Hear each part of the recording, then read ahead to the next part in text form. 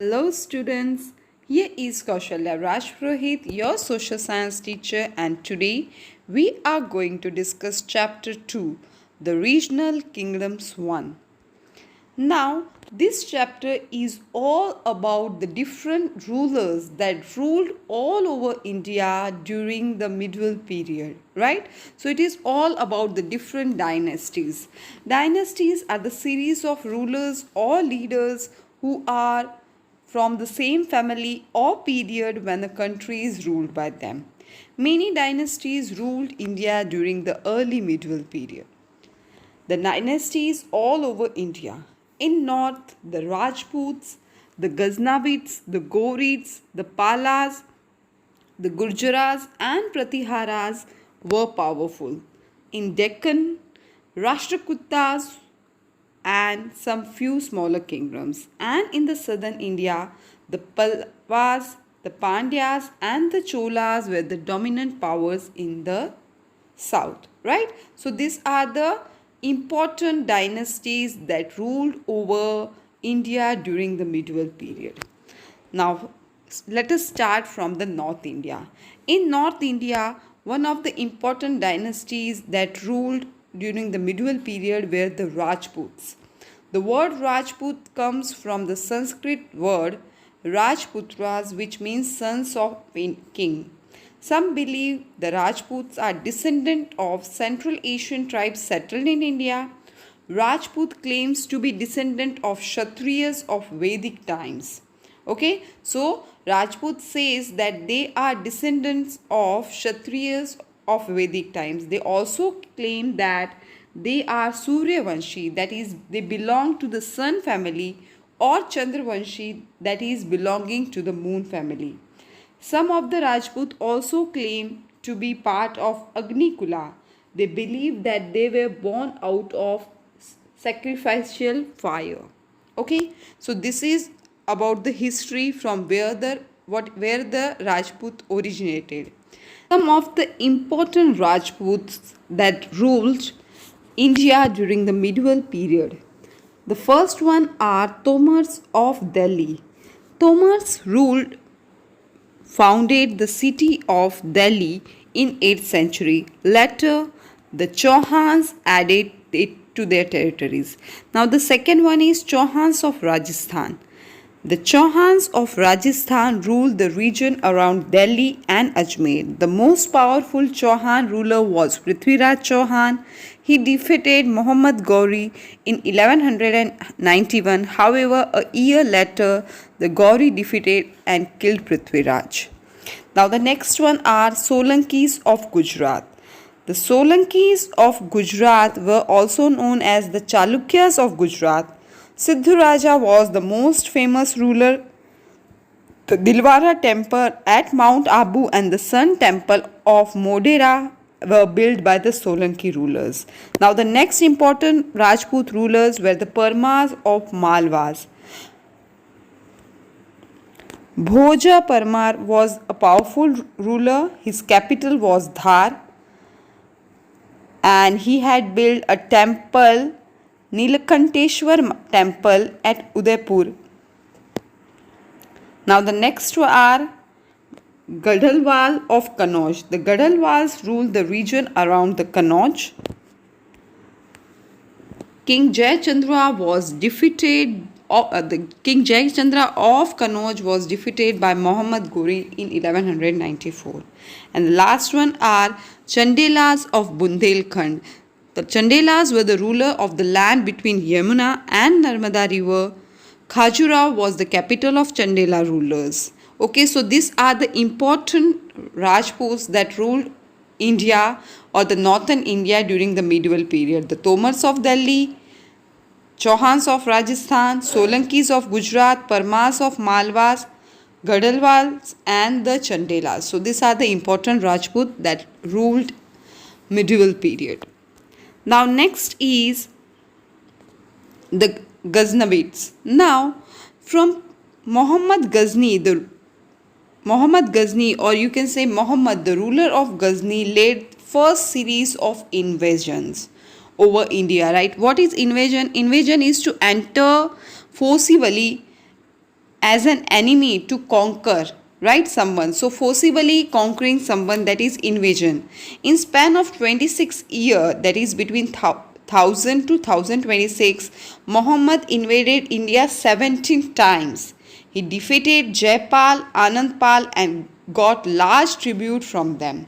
He raided Mathura and Kannauj in 1018 and Somnath in 1026. So what is raiding? Raiding is attacking or having a rapid surprise attack to conquer the enemy.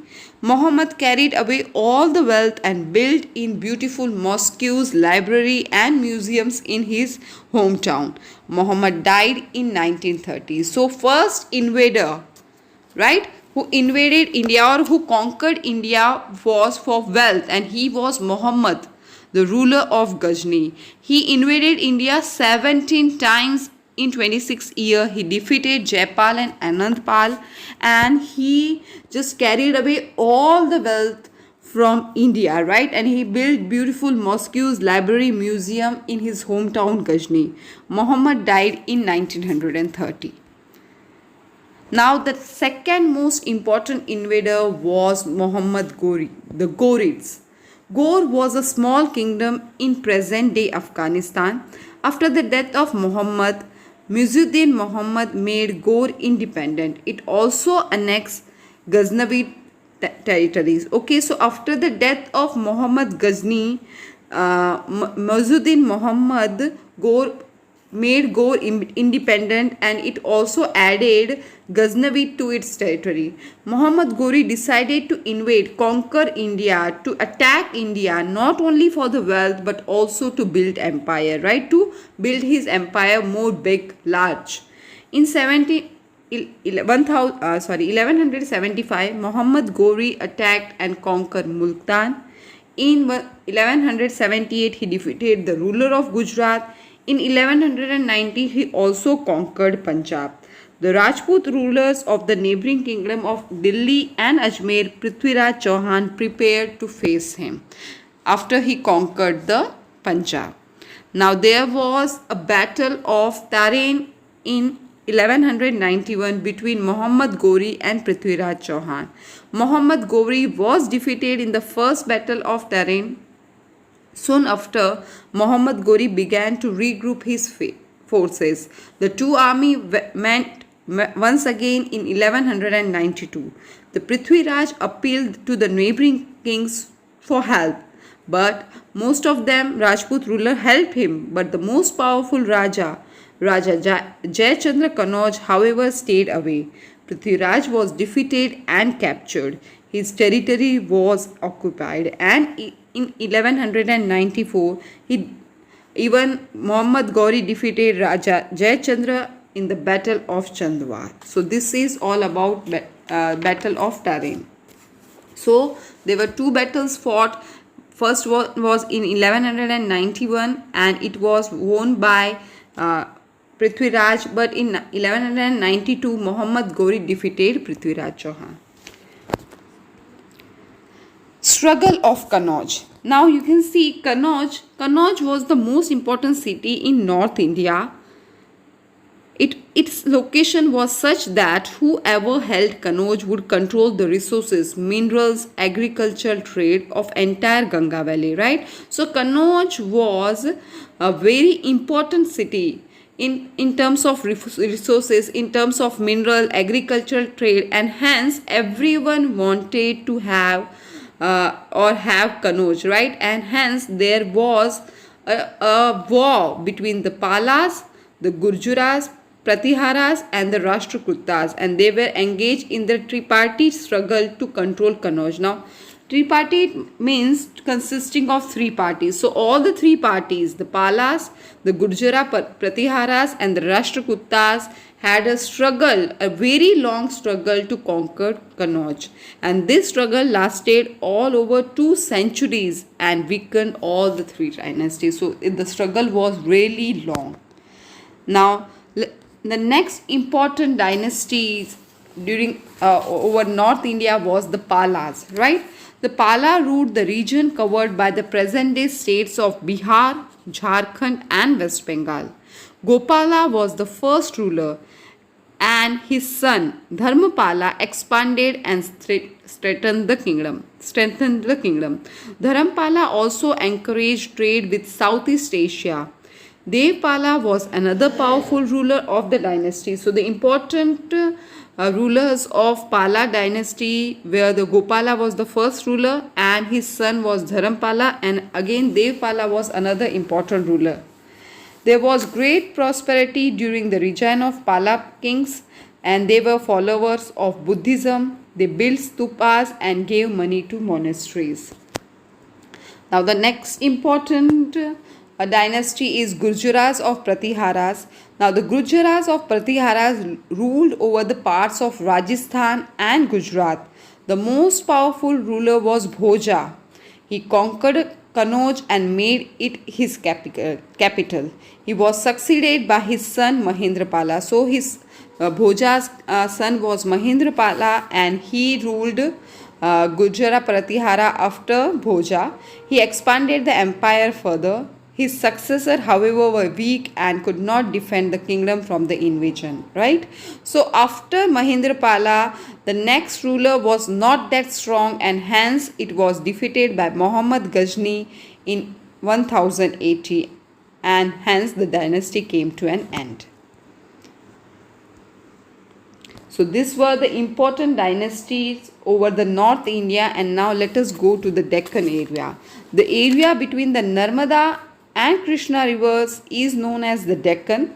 Rashtrakutas were very powerful here. So in the Deccan area, the most powerful dynasties was Rashtrakutas, and there were some smaller dynasties too. So let us discuss about them. Rashtrakutas. The Rashtrakuta rose to power in 8th century under Danti Durga. So the first ruler of Rashtrakutas was Danti Durga.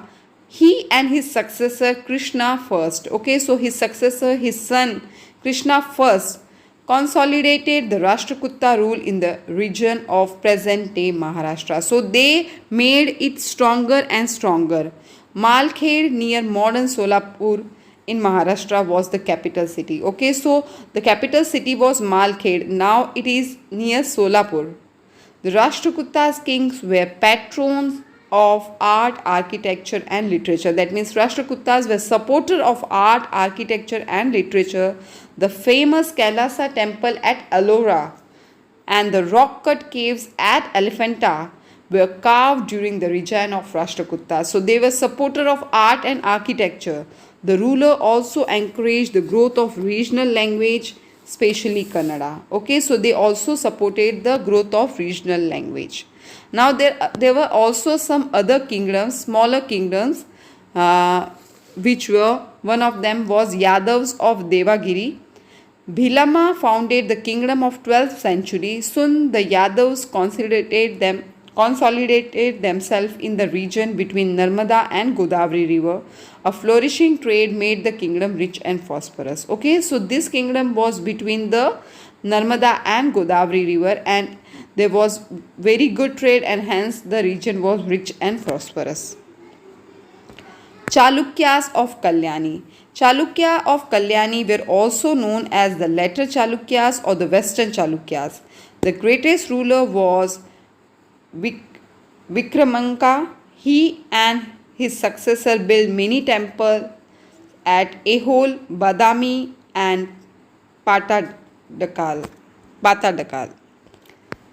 Kakatiyas of Warangal. Now another important kingdom in Deccan region in the medieval period was Kakatiyas of Warangal. Kakatiyas ruled in the 12th and 13th century. Their kingdom lay between the Godavari and Krishna river. Marco Polo, he is a traveler, right? So Marco Polo tell us that Kakatiya ruler were follower of Shaivism. Shaivism, that means they worship Lord Shiva. Though Jainism and Vaishnavism also flourished, the ruler patronized Sanskrit and Telugu. So they were supporter of the languages like Sanskrit and Telugu. Now the next important you can say kingdom was Hoysalas of Dwarsamudra. The Hoysalas ruled the region covered by the present day Karnataka. The most powerful king was Vishnuvardhana. Ultimately, the kingdom was absorbed into Delhi Sultanate. So, these are some important dynasties that ruled the northern and Deccan area of India during the medieval period. We will be discussing the important dynasties which ruled the South India in our next video. Okay, so this is all for today. Thank you.